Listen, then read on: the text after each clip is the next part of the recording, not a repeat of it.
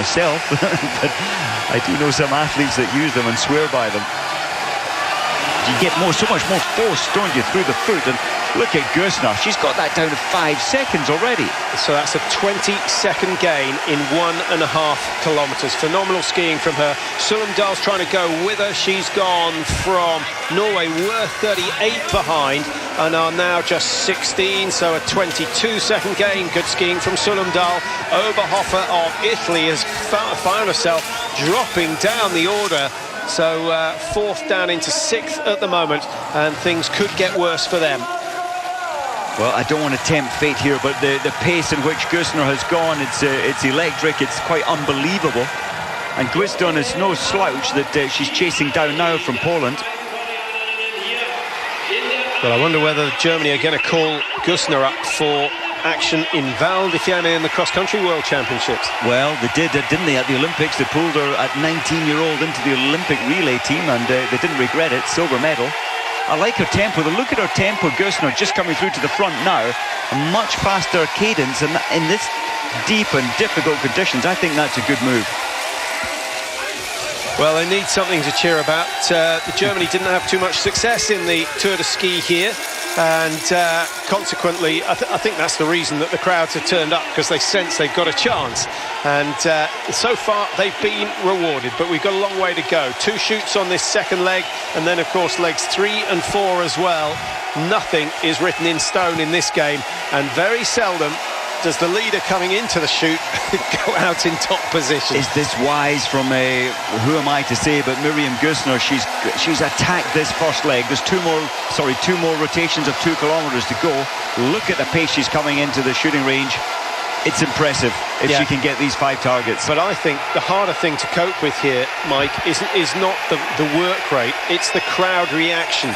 And yes, Gössner's got some experience now, but there is nowhere quite like Oberhof, and there's no event quite like leading the relay in Oberhof. Just listen to the crowd reaction to every shot, and there is no chance of blocking it out.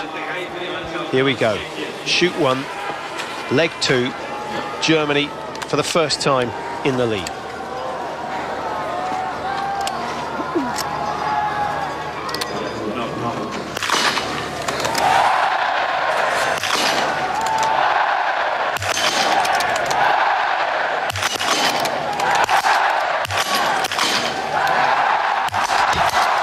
Fantastic. Yeah, fantastic job.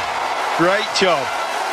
Well, that 5-second lead could build to around 15-20. A lot will depend on how the Czech Republic with Sverkova do on this shoot. She's thrown one wide. A chance now for Norway to come up and move into 2nd position. Sullemdahl skiing as quickly as Gössner. She's got 4 out of 4. Oh, number 5 goes wide. She just snatched that last shot. She almost thought about getting out too quickly, and the rifle didn't follow through. Russia starting to come back, but they've also missed shot number 5. 2 misses now from Sullemdahl, and all the while Gössner is getting away and away and away. And in this sort of miss, they're not going to see her again on this lap. 3 misses, 1 more miss for Sullemdahl, and it's a penalty loop. Look at the amount of time. That was 9 seconds for the previous shot, 11 for the first shot. Well, why couldn't she do that first time round? A million factors, but most of them psychological. So many. I mean, there you're at your most recovered. You've 45 seconds recovered since stopping on the mat. So technically, it's an easier shot to take this 7th, 6th, 7th and 8th shot, but it doesn't always work out. The French going out in 8th position. Great shooting. See if you can see the fall of shot. Slightly low right. That was low left, and that was low central, so all of them just inside the line. I know that shot makes it look a little closer to the edge than it actually is, but generally low on the sights, and I wonder whether we'll see the rest of the German team just adjust a little. Possibly. Maybe on the basis of that, they'll lift the sights up, if you like, by 2 clicks, by about 6-8 millimeters.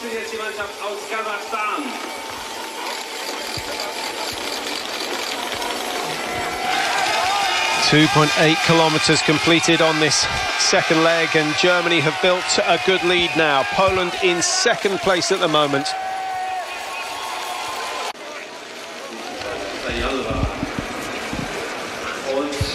We're in Germany, and Germany leading the women's relay at the moment. Not quite at the halfway stage. One more shoot to complete, and a final 2-kilometre lap for Miriam Gussner before she hands over the duty to Franziska Hildebrand. Hildebrand and Hirschler are on legs 3 and 4 for Germany, Mike. It does seem as though they put their two strongest first, trying to take some pressure off Gussner so she can shoot a little bit better. So far, so good. It's really good. And Gussner, I can't think when I've seen an athlete attack so fiercely on this very difficult conditions, soggy, wet conditions. And compared to the rest of the athletes, the tempo that Gussner's showing is incredible. Zaitseva, 34-year-old now, but so experienced. In the stand shoot, she'll surely hit 5 out of 5. Now the Ukraine starting to make their mark. This is Via Simelienko. Didn't have a brilliant start to the season, a little bit under the weather, and will have struggled a little bit to see her sister performing so much better. And of course the fact that Elena Pedrushna's come through to be one of the best in the Ukrainian team. But the good news is that they now have 3 really classy athletes, and certainly a chance of finishing in the top 3 here tonight. The French Brunet took the first leg, with Anaïs Bescon on the second leg. The margin now 1:14 at the handover. Mike, how far behind were they? At the handover, we had France down 104 behind. 104, so they gained a few places, but they've lost time to the leaders, and that is what is crucial. Mattsson of Sweden goes through at 1:35. The crowd on their feet again as Gussner comes up into the stadium for her second shoot, this time in the standing position.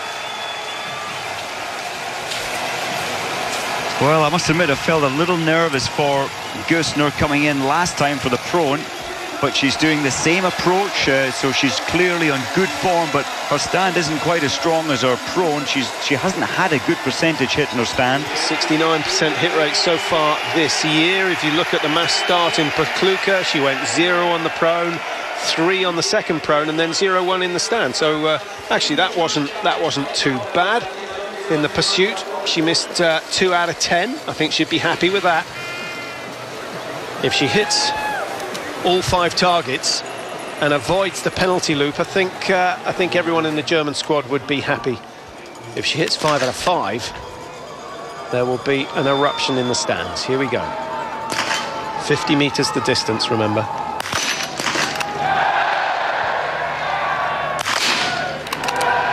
Lots of movement. You're right, you can see the movement. It's coming from her body initially. It's like a shimmy all the way up through the body, moving that rifle. Oh, now she's struggling with the breath. This is getting harder and harder, but luckily gets that last one down. So 3 targets, 3 shots remaining. If she gets all 3, that would be a relief. Attention through Harold there, you can see it well. 1 loop and a chance for Gwizdon of Poland. Oh, difficulty placing that bullet in. We said it might be difficult today. Germany have been put through agony over the years by their relay performers, certainly on the women's side. That little rest might help Gussner. Oh, but 2 no. penalty loops. 300 metres. 3 penalty loops. Gwizdon, the pole, tried to capitalise on it, but she tightened up. So 2 penalty loops, Mike, some 45 seconds. Russia and Norway can afford to just shoot steady, but make sure. 1 apiece for Norway, Russia, Ukraine. All the targets going down at exactly the same time. Now a miss for Ukraine. Sulumdal is rattling through the targets, 4 out of 4. Throws number 5 wide, just like she did in the prone. An opportunity gone. And remember, she took 4 rounds to get that last target and found herself dropping positions. Well, I thought Zaitseva would get 5 out of 5. In fact, she's used just 1 spare round. So it is all change at the front of the field.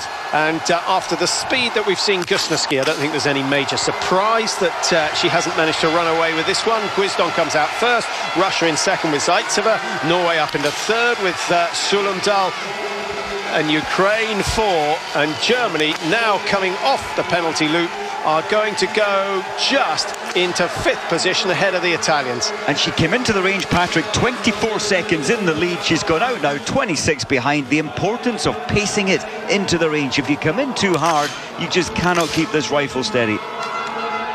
So you saying have an adaptable game plan according to where you are in the field. With 25 seconds to play with, if she'd taken the last 200 metres easy, it would have made that standing shoot much simpler. On paper, yes. Of course, Gusner knows her own game plan, but I felt she just attacked into the stand. She had that major safety cushion advantage of 24 seconds. Back it off a little, lose 4 seconds, it's nothing. But you recover and relax.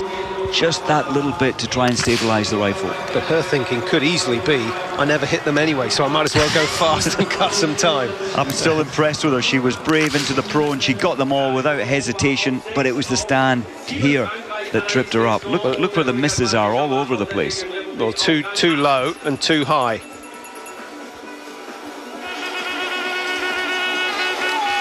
Well, that will certainly shake up the remaining two athletes for Germany, Hildebrand and Hürschler. They could have done with a minute's lead at the end of this one, because Norway, France, Russia, Ukraine just get stronger and stronger as this race goes on.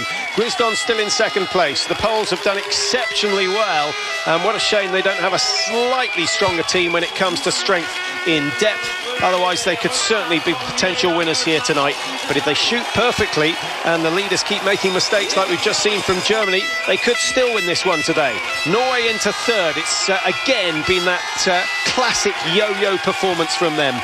Look at the time now. At last, Gusner is slowing down. She could pull back 10, 15 seconds first time round. She's only pulled back 2 seconds this time. Glad to say the French are starting to come back into it, only 26.3 behind. And if they can move up 10 seconds, they'll get themselves into fourth position.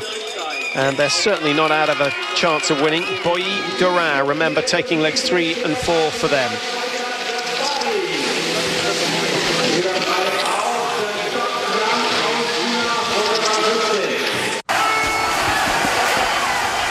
Well, I wonder where you've got your money this evening.